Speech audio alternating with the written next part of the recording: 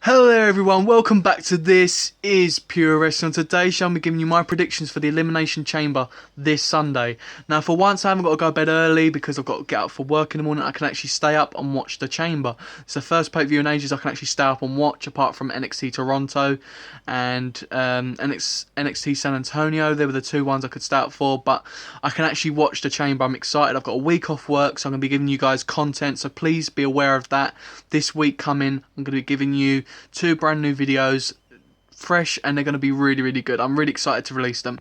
So if you haven't already checked out the top 10 finishes which I've just released on my YouTube channel, it'll be on my Facebook page, my Twitter, and also on the YouTube channel. So you can please check that out and give me your top 10 finishers in WWE right now. If it ain't WWE in any brand, let me know. Even put in the comment section of this video. But thank you very much guys for tuning in and watching this video. I just want to give you my predictions on the Elimination Chamber. Before I do that, I just want to let you guys know that I haven't really been 100% with the build-up to this show, but I wasn't expecting 100% build-up because of the Royal Rumble. SmackdownLive had to quickly set up a couple of feuds. It wasn't their fault, but the feuds that they've set up are really good, and I'm really excited for it. I'm actually going to say that I reckon it's going to be unpredictable. I think it's going to be a different pay-per-view from what you've seen from SmackDown before. And I'm actually looking forward to it. I actually am really looking forward to it. Not only that, the Elimination Chamber is finally back, and it's been so long. It's such a great pay-per-view, and I'm glad that SmackDown Live have got it, as obviously Raw had Royal Rumble, and it was a mixed sort of thing. They had to use some of SmackDown's thing. I don't know what they've done with the Royal Rumble. I don't know if it was mixed or not, but yeah, anyway, the card is looking really good. The matches are looking really good, and SmackDown lately has been pretty decent. So, going straight into match number 1, I'm going to go with Dolph Ziggler versus Apollo Crews and Kalisto. Now, Dolph Ziggler has had Kalisto's and Apollo Crews' number. I think he's been dealing with them pretty well, super kicking them and dealing with them very good as a great heel. But I'm actually going with Apollo Crews to pick up the win on this one. I think Kalisto's going to get maybe super kicked or zigzagged, and then Apollo Crews is actually going to either cheeky pin Dolph or actually get the actual straight win. I don't know, like I think it's going to be a cheeky roll-up, to be honest with you. I think it's going to set a feud up between Apollo and Dolph, and I'm actually all down for that. I'm actually really looking forward to that. Apollo Crews has been saying for ages, needs a feud. We need to see more from his character and understand this guy more, because at the moment his promos and character are the only things that are letting him down. His in-ring work's absolutely amazing. Outside the ring, he looks like a nice person, helping kids and stuff like that. I've seen on his Twitter and stuff. But yeah, I'm all down for Apollo Crews getting a little cheeky win over Dolph. Dolph getting really angry and wanting to prove himself by going against Apollo Crews in the next pay-per-view on SmackDown, whatever. I don't mind. I'm all down for it.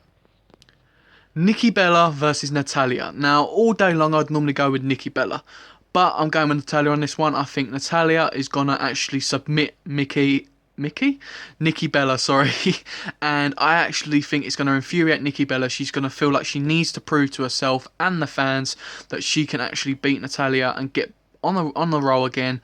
And I think she's going to beat her maybe on SmackDown or something, and then you're going to see another rematch at WrestleMania where Nikki Bella actually puts her heart on the line, and you're going to see Nikki Bella pull out a win.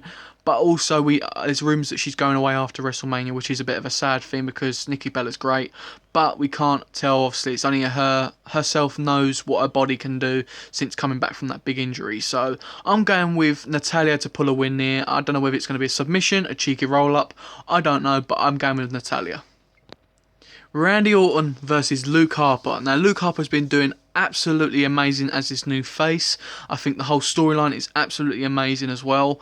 And I am going with Randy Orton on this one. I think Randy Orton's got to pull a win because he's going to WrestleMania to verse either John Cena or anyone who wins the main event. I'm really looking forward to see who does win that. And I think Randy Orton's going to pin with the RKO on Luke Harper. I think Luke Harper it's going to be the best match of the night, in my opinion. I think it's going to be the underdog match of the night, and we're going to see one of the best matches. But Randy Orton's going to get the win. He's going to pin Luke Harper with the RKO. Becky Lynch versus Mickie James. Now, normally I go with Mickie James as the experience. I think she'd get one over Becky, and it normally infuriates Becky. But Becky Lynch is going to pick the winner. I think Becky Lynch is going to get a submission on Mickie James. It's going to really annoy her, and you're going to set the feud up between them two. I don't mind. I really like the feud, and I'm looking forward to seeing this match as well. I would say this is probably going to be the best women's match of the night. And yeah, I just think Becky Lynch will pick up a win here finally. She does deserve it, as she does keep getting cheap losses and stuff like that here and there, and this is her time to actually get a win. The SmackDown Live Women's Championship match between Alexa Bliss and Naomi. First of all, it's great that Naomi has finally got a women's title shot, but the experience and the knowledge and the smartness from Alexa Bliss, I think, will just edge it. You're going to see a great match again, but I think Alexa Bliss may cheekily get away with it. Even Mickie James might come out again and cost the face of the match. We don't know, but I'm going with Alexa Bliss to get the win. This is the Tag Team Championship match. Now, I must say I haven't really been looking forward to this as much as I should be as a fan. I've not really enjoyed the build, but it's a tag team match at the end of the day. We're getting one, and there's a lot of tag teams in this match. But, I don't know, American Alpha versus the Usos versus the Ascension versus Vaudevillains versus Heath and Rhino versus Breezango. Let's go through. Breezango, it's nice for them to be there. If they do win, it'll be a very big shock. I'm not going with them though. Heath and Rhino, I don't think they're going to win the titles back. It's nice of them, but I think they're going to split soon. I don't think they're going to stay a tag team for very long. There was a storyline a little while back where they was going to split. I actually do think they're going to split soon. I think they're going to re-bring that story up at one point. I don't think Heath and Rhino win. The Vaudevillains, I would absolutely love these guys to win the championships. These are so underrated, and since that story with Simon Gotch behind backstage, it's really ruined these guys. They've been jobbers, and it's been really silly. I would love for these guys to win, but even more, the Ascension. The Ascension are an absolute great tag team. They was great in NXT. They deserve to be champions. Now, if anyone out of all these tag teams deserve a chance, it's the Ascension. I think the Ascension should get the win, but I'm going with American Alpha. I think American Alpha will retain the titles. I think it's going to be a very close match between American Alpha, Heath and Rhino, the Ascension, and the Usos. I think they're going to be what's left. I think it is an elimination match, if I remember rightly. If not, sorry about that. But I'm actually going with American Alpha. I think they're going to be the underdogs. Well, actually not the underdogs because they're the champions. But I think they're going to... You've got so many tag teams against them. But the main ones, if you look at it from a real wrestling fan's point of view at the moment, we all know Breezango, Vaudevillains, and the Ascension a little bit are sort of jobbers. They go in there, they do a job. Heath and Rhino, normally quite a big tag team in there, the Usos and the American Alpha. It's out of them three normally. I'm going with the American Alpha anyway. And the main event of the night is for the WWE Championship. This is John Cena versus AJ Styles versus Bray Wyatt versus Dean Ambrose versus The Miz versus Baron Corbin in the Elimination Chamber.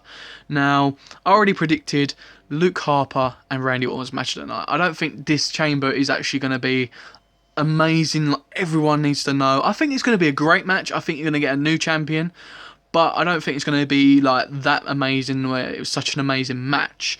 I think the result will be an amazing result, but I think the match of the night will go to Randy Orton and Luke Harper. But I don't think John Cena is going to retain. I would like for John Cena to retain, but then I'd also like someone else to get the opportunity at Randy Orton at WrestleMania. We do not want to see John Cena versus Randy Orton again. I loved their feud before. I think they should keep it as that. I don't think they should reset this feud.